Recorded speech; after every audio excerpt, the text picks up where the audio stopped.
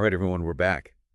And today we're doing a deep dive on a request we got about Arifur Rahman. Arifur, freelancer, claims over 10 years of experience working with over 250 clients. Um, Oh, and, those are some big numbers. Definitely impressive on the surface. yeah, looks good on a business card, right? Absolutely. But what we're going to try to do today is figure out, is there any substance behind these numbers? Like, is this somebody that you'd actually want to hire? Right.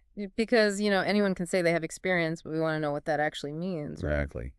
So we're calling this a deep dive for a reason. We really want to unpack Arifur's expertise, see if it actually lines up with what you might be looking for. Exactly. And I think, one of the first things that jumped out to me when I was looking at his bio was this idea that he's not just, some guy who's offering like one or two very specific services. Yeah, it's not just like, I do Facebook ads, and that's it.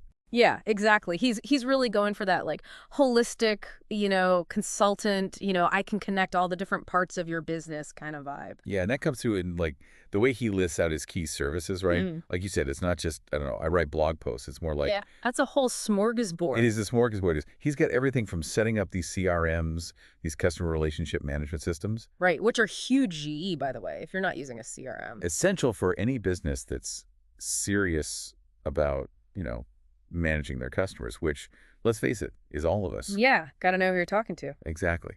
But then he also gets into marketing automation, building sales funnels. He even mentions e-learning. It's like, whoa, this is a lot of hats you're wearing, Arifur.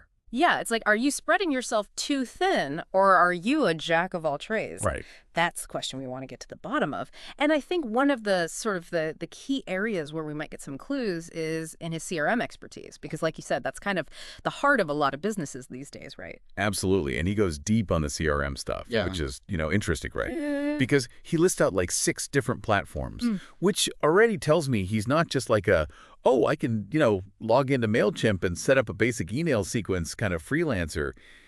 He's working with some serious tools here. Right, and he's not just like a one-trick pony. He's not married to just one platform, which I think is a good sign. Okay, so speaking of platforms, like he's got the heavy hitters, right? He's got HubSpot, he's got Salesforce. The big dogs, yeah. Is that just like name dropping to sound impressive? Well, I don't think so, and here's why. Being proficient in both HubSpot and Salesforce is actually kind of rare because they tend to attract different kinds of clients, right?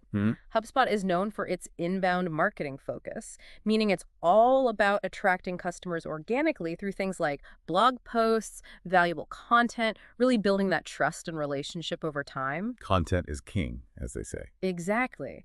While Salesforce, on the other hand, is a CRM behemoth. I mean, this is the system that can handle a massive sales team, super complex customer journeys.